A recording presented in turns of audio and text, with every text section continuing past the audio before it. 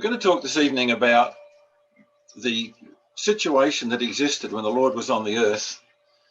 And here was the lovely Son of God healing so many people, putting before them the principles of God, curing the lepers, raising the dead in some cases, converting sinners.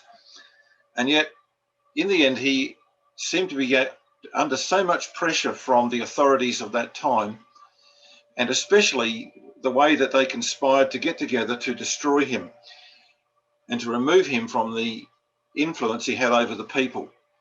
And we do wonder, I think, a little bit at the severity of their opposition to the Lord Jesus Christ, given the fact that he did so much good in the land.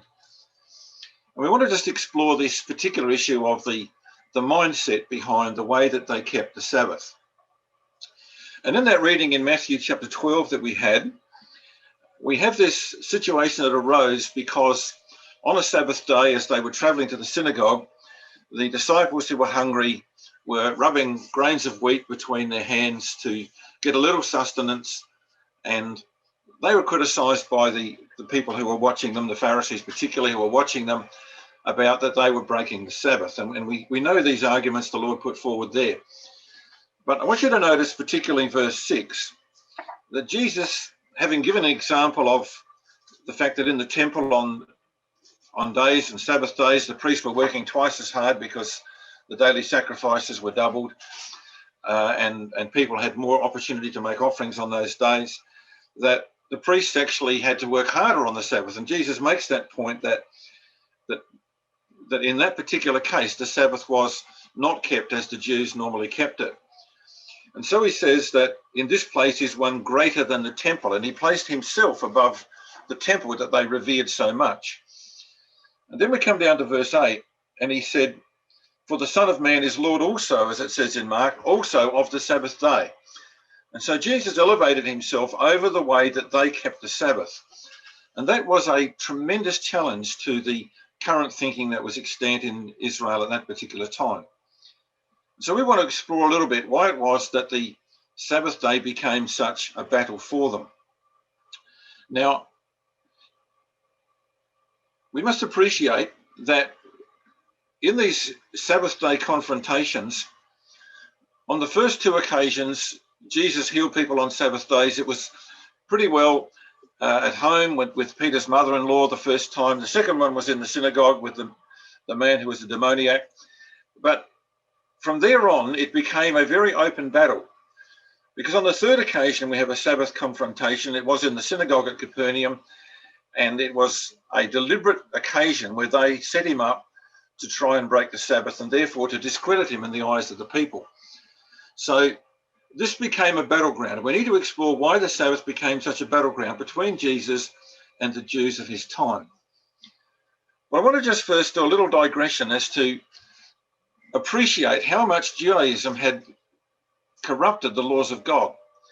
And I think sometimes the law of Moses gets a lot of bad PR because we have so much discussion in the Bible about the way the Jews kept the law of Moses, and the law comes in for so much bad publicity. I want to just go through a couple of things with you. That the law of Moses, I can't get this to move, sorry. Law of Moses was given to regulate a nation of rescued slaves. And it says in the 1st of Timothy that the law was not made for a righteous man. And that's a significant statement that Paul makes. It was not to make a man righteous. It wasn't to prove that people were righteous. The law, when it was first given, was to regulate a nation of rescued slaves that had no worship code, very little civil structure, and it was to cut off the excesses of human nature, as you can read on the screen. So it covered every aspect of life. It actually went into all the aspects of life to do with health and with justice and with farming life and all the things that would happen in daily life. And the law was there to make sure that they regulated themselves according to the will of God. There was also in that law much things that could be learnt. They could actually learn many spiritual lessons that were there concealed in the worship code that they had. The law was given to be a positive thing. God said in Deuteronomy 6 verse 24, "It was for your good always, that he might preserve us alive as at this day." And so the law had a very much of a current application for living in the land. But we do notice that there wasn't one law that had a negative outcome for mankind. And that's important because everything God gave had a guarantee that it would actually be for their benefit, for their good. And so there were so many things that were designed to teach and inspire.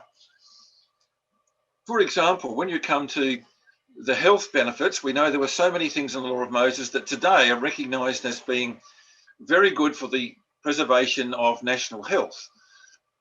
The isolation of disease, the frequent washing of body and clothing, the avoidance of allergic and dangerous foods, proper sanitation, all of these things were regulated. God says, I will not bring the sicknesses of Egypt upon you if you keep my law. So included in the worship rituals were not only ways that God would be approached correctly, but there were many things that were designed for the health of the nation. And the Sabbath was another thing that was designed for their mental health, because left to ourselves, men would be tempted to actually work 7 days a week and give no time for God. There was a day set aside by God that they might focus at least one day a week on things that were of a spiritual nature and how they might show their concern for others. And so the Sabbath and the feast were built into that code, that they might also have a proper balance in the way that they approach their life. It was a good law. And, you know, the Bible is very clear that it was, the law is good if a man use it lawfully, says Timothy. It's Romans 7 verse 12, the law is holy, the commandment holy, it's just and it's good. And that's why, of course, when the kingdom comes, much of the law of Moses will be reinstituted for the mortals of the age to come. Because it is a good law. It is a good way to teach people how to live correctly and to focus correctly upon God. That's how it should have been viewed. And God intended the Jews to see many things from that law. The law had expanded the promises to Abraham. Their role as a nation was to be examples to the rest of the world. They would see in the law that our nature is prone to sin and we need God's redemption and forgiveness. We need the one lamb that would come to finally cover sin. And as Paul points out in Galatians, the very fact that so often the law was hard to keep and that they ended up being condemned by the law meant that they had to look beyond the law to have their faith in God's final salvation in the Messiah. So the law was intended to actually point them forward to Christ. The tragedy is that the law became an end in itself, because here was a law that was given that would actually only provisionally forgive. It was based on a future sacrifice being made. The blessings of this life were always for their good. Deuteronomy 4 verse 40, you shall keep for his statutes and his commandments, which I command thee this day, that it may go well with thee and thy children after thee. Thou mayest prolong thy days upon the earth, which Yahweh thy God giveth thee forever. And it was for their good always. So here was a law that was designed to be positive if viewed correctly. The problem we have, of course, is that by the time that Jesus came to the earth, there had been a dramatic shift in what God intended in the law of Moses to how it was now being interpreted by the current religious leaders of that time. And I want to make the point, it was not the law was at fault. It was a good, holy, just and good law.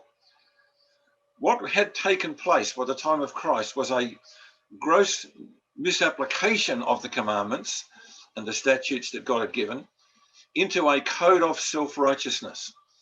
And Jesus came up against several parties in the nation at this time that in the end, he would have conflict that would lead to his death.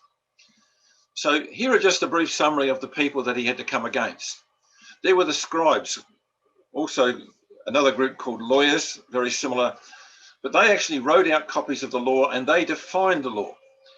And as we know, by the time of Christ, they were starting to use interpretations of the law that were setting the law against itself, such as the horrid Corban law. There were the Pharisees, who were separated themselves from others, separated ones as the word means, or the interpreters. And again, they were very close to the scribes. There were the Sadducees, and the Sadducees contained the priesthood. They were collaborating with Rome. They owned the priesthood and actually traded it amongst themselves. And they were very powerful, but they were also very worldly. And for them, it was so much about power as it was about religion. Included in that were the chief priests, the influential high priests, because Rome used to cycle the priesthood around. It didn't just go until a priest died. They would sell it off to the highest bidder sometimes. And there were 4 families of the priestly aristocracy. And that's why you find characters like Annas being still influential, even though Caiaphas was the high priest at that particular time. Then we have the priests. Josephus tells us there were 100,000 of the priests at that time. They were all supported by the tithes and the offerings. The work was so limited that most priests only had their course for 2 weeks a year, plus they would add the 3 weeks of the feasts to that, which meant that most of the priests in the time of Christ were only working about 5 weeks a year. And that just gives you some idea of how the priesthood had been corrupted by not only the number of priests that they had, but the way that they had made themselves in that very, very favourable position. In fact, Josephus tells us that the priests had suffered a lot of illness through overindulgence and a very lazy lifestyle at the time of Christ. But they had a lot to lose, and that's why some of these people were very much opposed to Christ. I wanted to talk about the scribes, because it was through the scribes that a lot of this deviation from the good intention of the law came to pass. Being very aligned to the Pharisees, they studied the law and they turned God's principles, God's commandments, into further rules and regulations. And this is where the deviation from what God intended became serious. It was their job to actually define people how you kept the law. Not enough just to have the fact that God gave 613 commandments. They decided that they would make this into an oral law or a scribal law, which was called the tradition of the elders. And so there was this tremendous overlay of additional information, additional ways, hedges and fences that were put around the law of Moses to make sure you could keep it as God required. And so a thing called the Mishnah came into being, which was 800 pages of definitions of the law of Moses. And then there were commentaries on the Mishnah. So all the different rabbis had their say, and that became the 2 Talmuds, which ended up being 72 volumes. And I just quote those figures to make the point that once you start going down the line of multiplying rules and regulations and putting it all in writing as they did, there's never an end to it, because you have to define every type of work as to whether or not it is a violation of the Sabbath or not. And every type of defilement had to be defined in precise terms.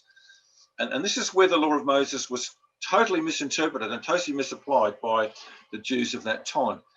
And we just need to appreciate that it wasn't the law that God intended, that God set up for Israel. This was their interpretation of it. And as we know, much of that interpretation became quite devious. So the 10 Commandments had become a whole library of human definitions. And this is a quote from Josephus, that they actually had a view that it is more culpable to teach contrary to the precepts of the scribes than contrary to the law itself. And so you can see that there had been, the law of Moses had been superseded now by the use of all these scribal interpretations. And that's where it became very, very dangerous. And so that's why Jesus challenged them. He said, "You've made the commandment of God of none effect through your tradition. In vain do they worship me, teaching for doctrines the commandments of men." And this is something we need to appreciate, that this wasn't just ignoring the Bible. This was actually putting a whole new raft of interpretations in place of the Bible. And that's why Jesus came in such definite contact with them. Now, with the Pharisees, because they occupy so much of the New Testament, we just need to be aware of them. Because if anything, there's a danger that can happen in zealous religion. It's that we can actually go down some of the paths of the Pharisees. And the Pharisees devoted themselves to keeping all the tribal traditions and interpretations. So they weren't just content to keep the law, they had to keep the traditions of the elders as well. That made them very cautious about having contact with anybody that may influence them or somehow defile them. So they were separate. They would not go in even when Jesus was on trial. They wouldn't go into the judgment hall of Pilate unless they defile themselves. So they kept away from sinners. Any activity that might detract from the observance of the tradition of the elders meant that they had to keep separating themselves, and they became therefore the separate ones. To them, religion became legalism, ritual and externalism. It was all about how men saw you and the fact that you weren't defiled and that you could actually do the little things that the law required. As so often happens with human nature, when people are incredibly zealous for legal ritual, that becomes a matter of pride because they are spending so much effort doing it that they look at others and say, well, they're not doing what I'm doing. And one of the greatest signs of Pharisaism is the fact that there is the constant comparing oneself to others who are viewed as less capable or less dedicated. So for the Pharisee, true religion became the province of the expert and the professional worshipper. They were people who had, they thought, the best way to come to God. And they had the most incredible zeal. Saul was a Pharisee. And he said, you know, I was a Pharisee of the Pharisees. Incredibly zealous, but it was misguided and it was hypocritical. So these were the main people that Jesus had to come up against. And the Pharisees, of course, were very much on his case from day one. And that's why Jesus condemned the Pharisees. Woe to you, scribes and Pharisees. You notice he puts the two together, hypocrites. Why? Why did he condemn them? Well, they shut up the kingdom of heaven against men. And that was the fact that they said, unless people are as good as us, unless they do exactly what we say, then they're not in the kingdom of God. And Jesus said, you've actually got it wrong. You're not going in, but you're also keeping others out. And so the Pharisees came in for very, very strong condemnation from the Lord Jesus Christ. Scathing denunciations. So it's amazing when you just go through some of the contexts where Jesus had conflict with the Pharisees in particular. In Matthew 15, he says, you transgressed the commandment of God by your tradition. You made the commandment of God of none effect. You're hypocrites. Your heart is far from God. Teaching for doctrines, the commandments of men. He said, you're weeds in the garden of God that shall be rooted up, and you're the blind leading the blind to destruction. And there's no doubt that the Lord Jesus Christ had tremendously severe things to say about the Pharisees. And, you know, it was because they were, in his eyes, the greatest problem he had in getting through to the Jewish people, because inevitably people looked at these Pharisees and thought, I wish we could be like them. And they had them in admiration. And Jesus had to get that feeling of admiration taken away from the eyes of the people.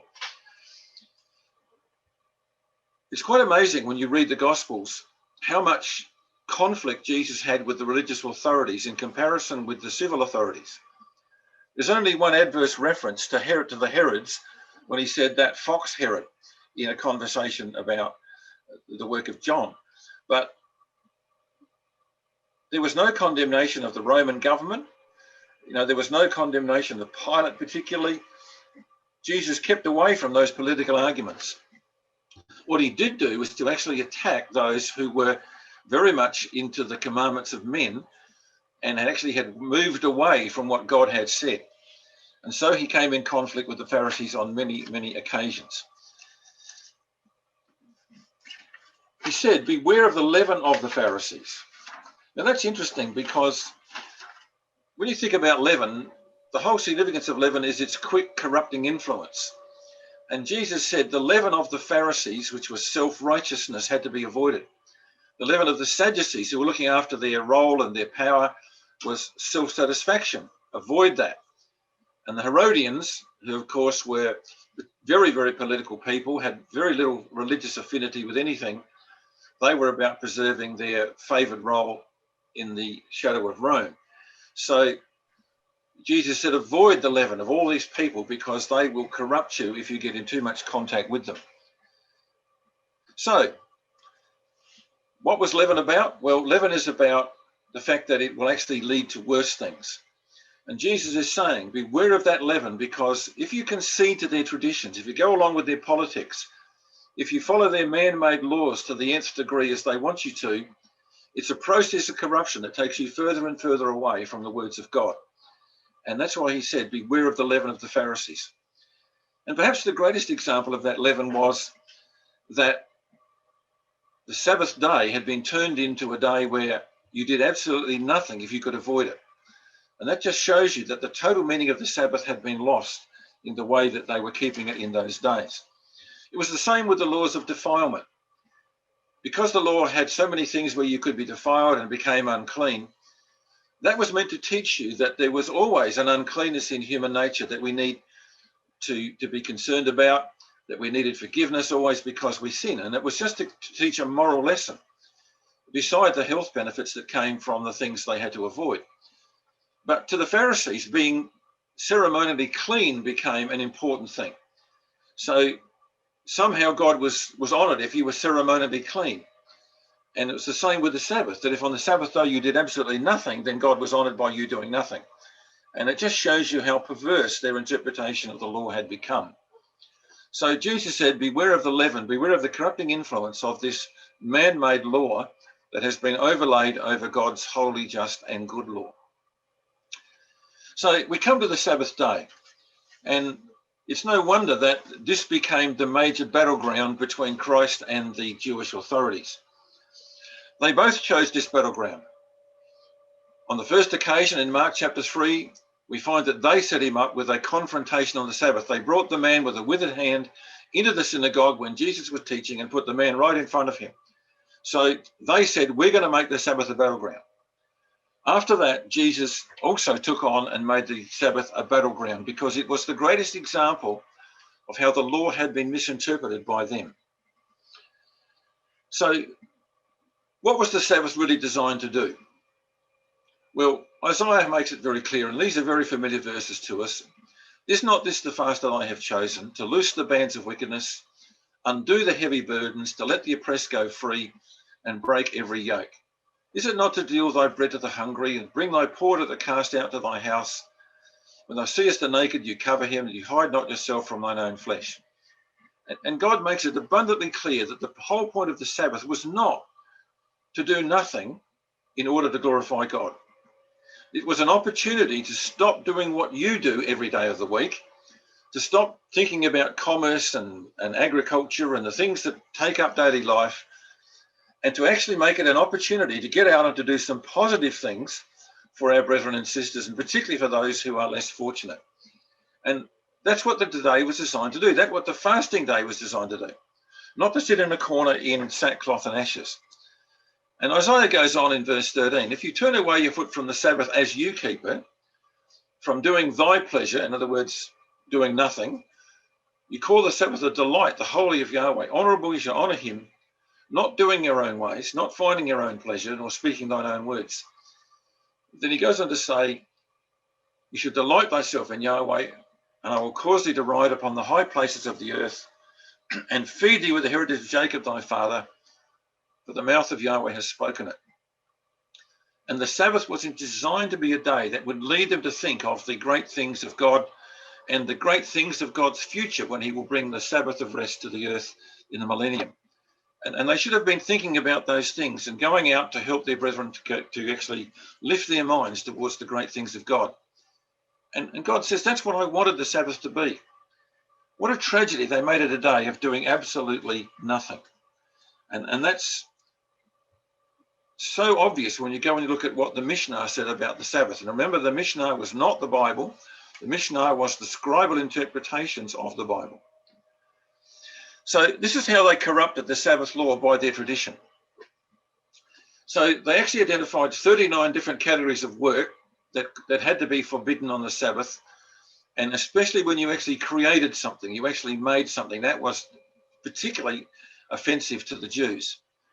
So then they made rules about avoiding work. So they were called the halakot, thousands of definitions, which as modern technology comes along with new devices, they have to keep adding to that definitions of whether, is touching a mouse on a computer going to be another definition that has to be added to? Is that work? How many clicks on your computer can you have?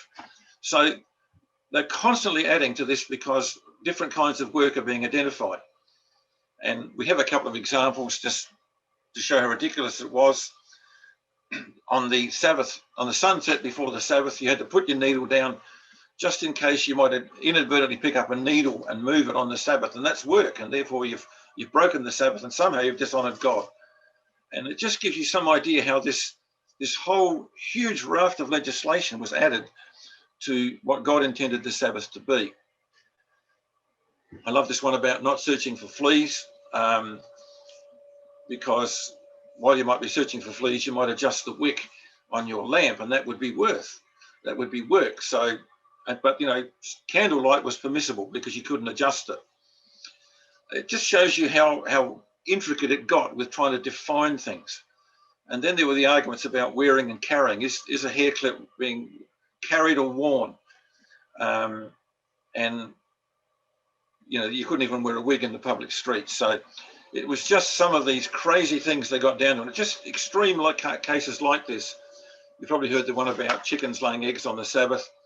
But the point of it was that in the end, the Sabbath became such a weighted down with their man-made definitions. And for them, it became important that these things should be observed. Well, interesting that some things they actually had to define further that were not in the law of Moses. I mean, you don't find in the law of Moses the limits on travel on the Sabbath. They had to make different laws for the city and the country people because of the circumstances they were in. So again, they got to define these things.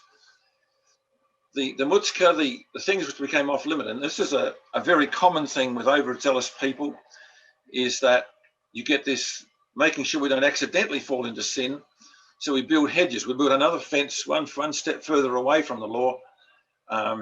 So you don't even touch a hammer on the Sabbath because you might actually move it or pick it up, and therefore you might tap something and you've actually done work. So you keep away from all tools on the Sabbath. And it just gets so intricate in trying to work out how you can keep all these laws when you put it down in writing the way that they did. So they got very extreme. And this is why Jesus chose the Sabbath as the battleground when he came in conflict with them. Amazingly, though, as Jesus pointed out, as we read in Matthew, that they had to make exemptions to the Sabbath law that, again, were not in the Bible. They said, well, if somebody's really sick, they can be attended to. And even today, Jewish doctors can attend the sick, but when they go, they have to start their car with a different hand to what they normally do, write the prescription with a different hand to what they normally do, just to make the point that they're actually keeping the Sabbath in some way, even though they're attending the sick. And it just shows you again how this legal mind gets so entangled in its own logic and its own laws. But people were sick on the Sabbath day and they had to be looked after. And animals were valuable in an agricultural society. If your ox is fallen into a pit, you're not going to leave it there until the next day. Animals needed to be watered and fed because their health depended on it. So they had exemptions that they made of the Sabbath law for economic reasons. And it just shows you, of course, that this whole path of trying to over-define things had become problematical in itself. It was common sense to attend the sick. It was common sense to look after your animals. But it didn't mean that you were actually going back to doing your regular daily commerce if you actually gave your animals some water and feed on the Sabbath day. And they had recognized this. And there was some, as Jesus pointed out, there was some terrific variations within their own code.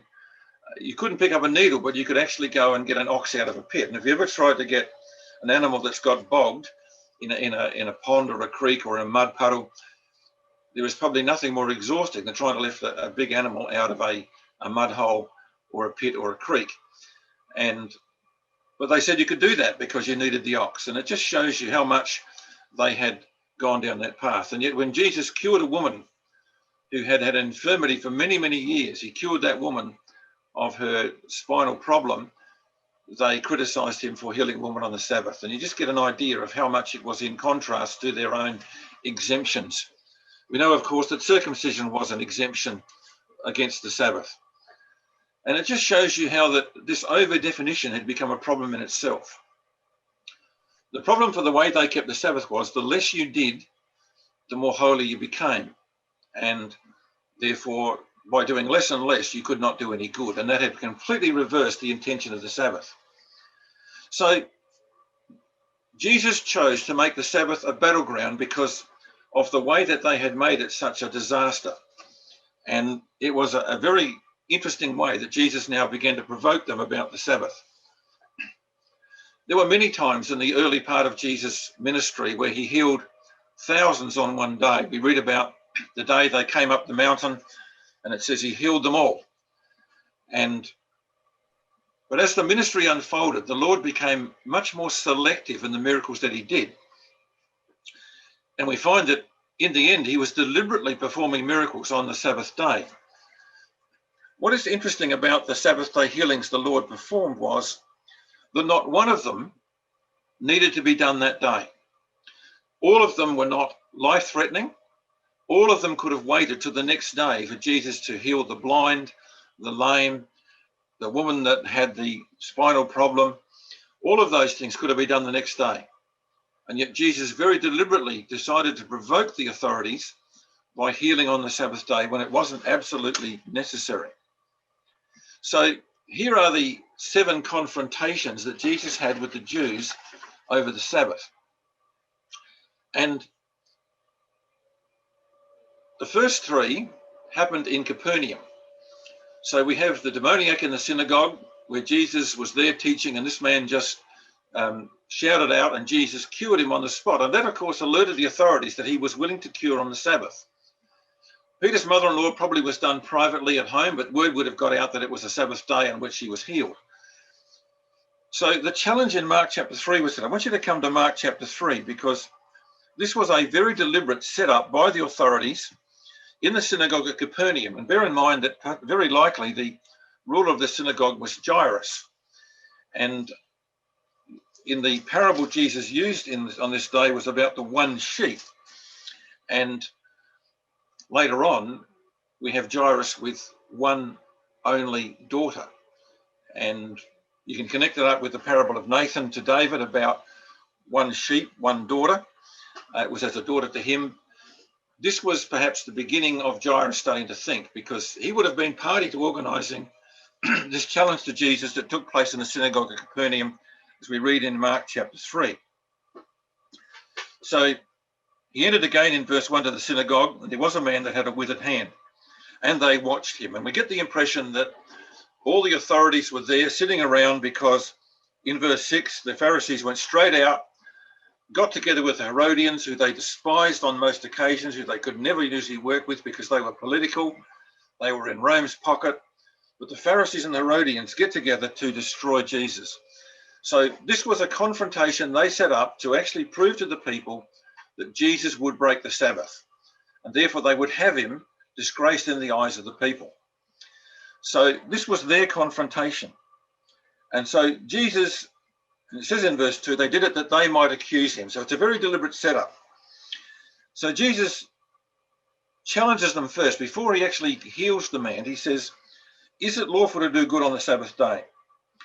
And of course, they would not answer the question. And when people will not answer a question, it's almost always an admission of guilt. They're trying to hide something. They would not answer that question.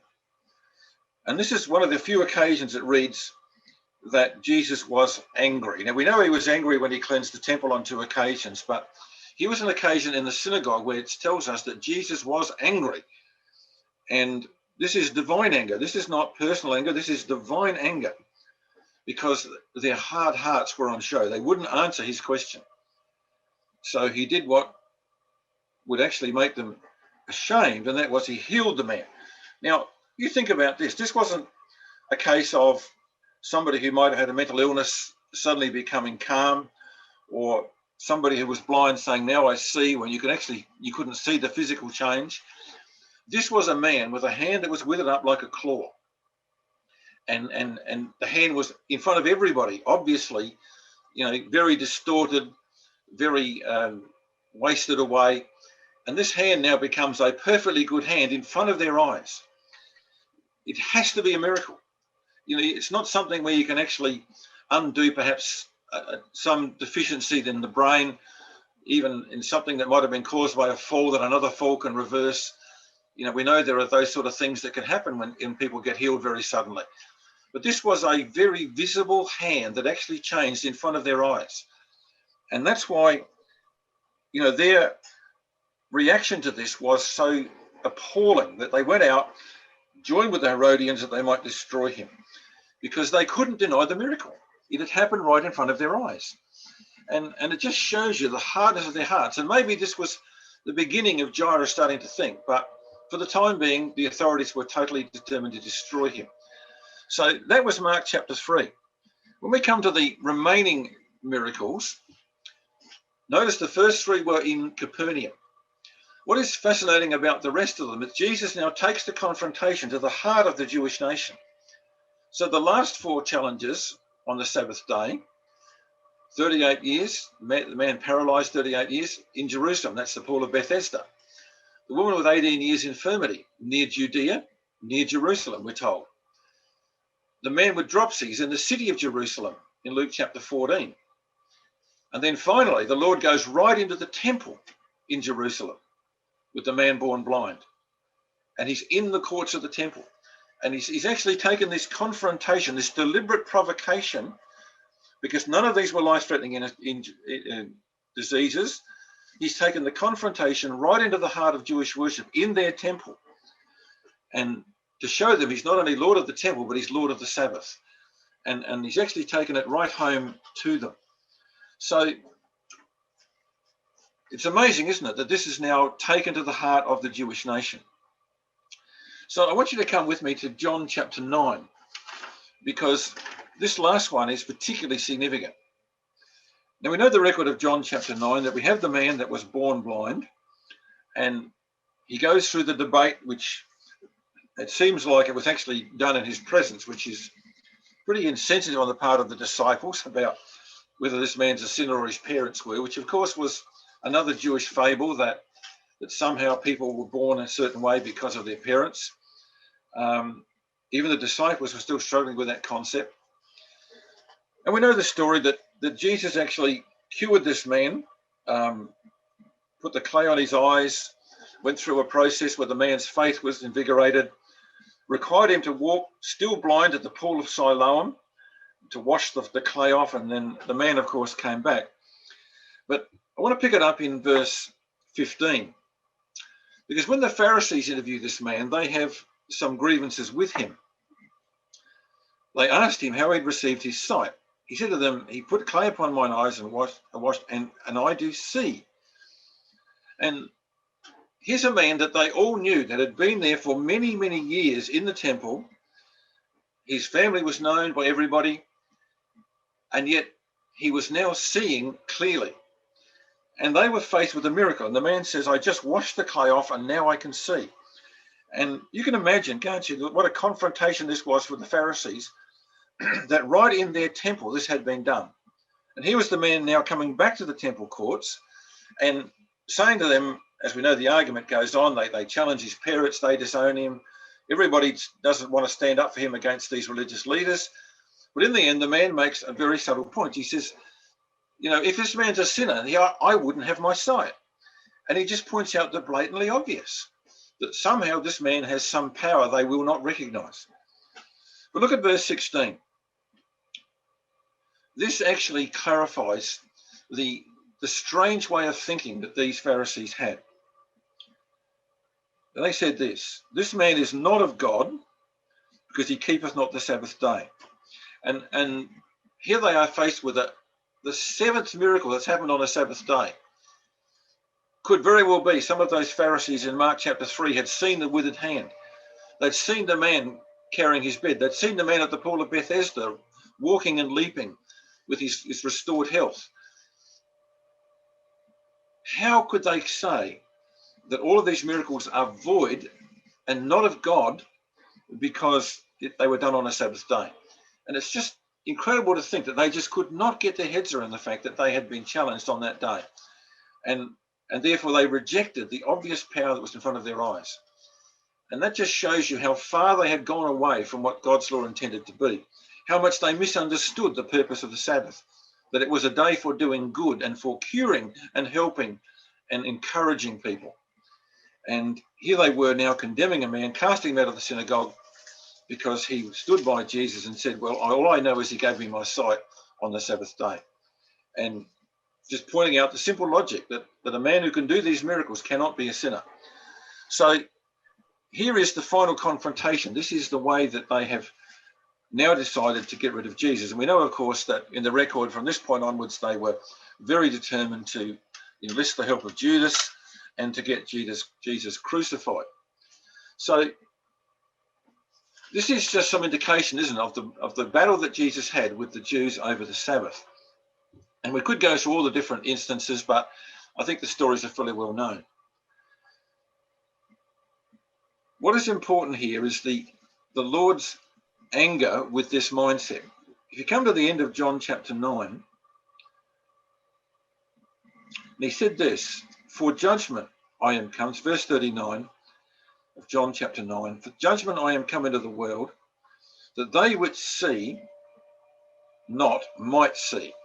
So Jesus was opening the eyes of people who were unable to see the things of God because they had the veil cast over their eyes by the leaders that they had. So he was actually making people who were not seeing to see. And that they which see, those who claim they see, might be blind. And this very challenge that Jesus was doing miracles in their temple on the Sabbath day, now they could not accept it, would actually make them more blind than they were before. And that's why the Pharisees reacted in verse 40. They said, are we blind also? Are you calling us blind? And Jesus said to them in verse 41, if you were blind, you'd have no sin. But because you say, we see, therefore your sin remaineth. And this was the Lord Jesus saying to these people that we are completely incompatible. You think because you have all this wisdom, all this knowledge, all these laws, that somehow you see better than other people, and yet you are as blind can be. And so he had no time for that mindset. And when we see the anger the Lord expresses towards the Pharisees on so many occasions, we have to be very cautious that we don't ever fall into that mindset of putting man-made laws in front of the laws of God and making them the end in themselves and ignoring the big things. In that wonderful parable of the Pharisee and the publican, Jesus made several very potent points. The Pharisee he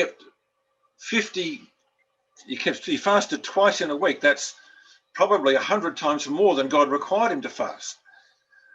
He was keeping things like the tithing the herbs of the field and regarding that as his righteousness. But the worst thing about the Pharisee was he judged himself to be good because he was not like the other man, the publican, standing by.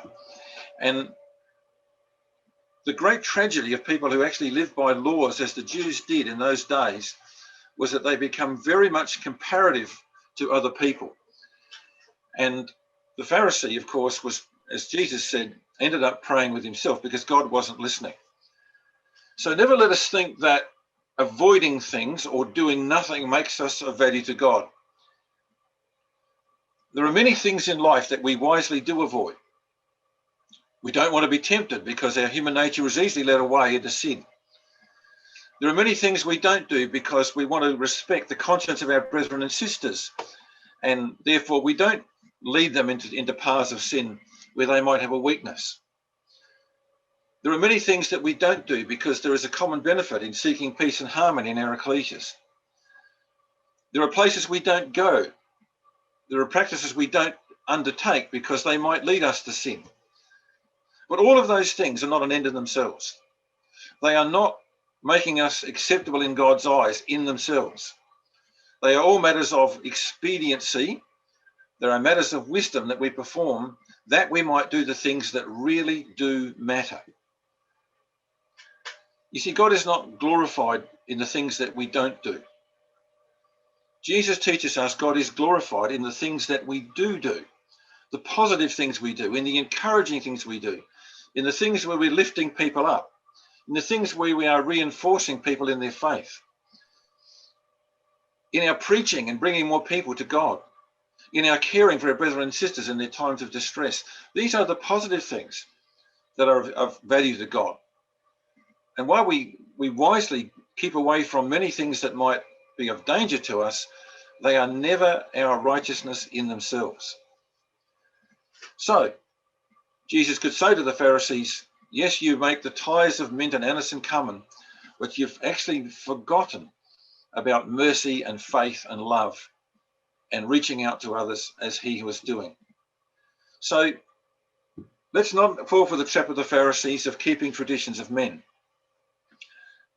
It's very well expressed in Weymouth's translation of Colossians chapter 2, verse 20. And bear in mind, this is not saying that the law of Moses was bad. It was saying that the Jewish interpretations of the law, the Jewish focus on minor things, had become a great danger to spirituality. And so, in writing to the Colossians about the need for them to resist the inroads of Judaism in the ecclesial world, he said this: do not submit to such precepts as do not handle this. That's the fence, isn't it? Do not taste that, do not touch the other thing. Referring to things which are to be used and perish, in obedience to mere human rulings and injunctions and teachings. So these criticisms that are made in the New Testament are against the human rulings and injunctions and teachings that came from the Mishnah and the Talmud.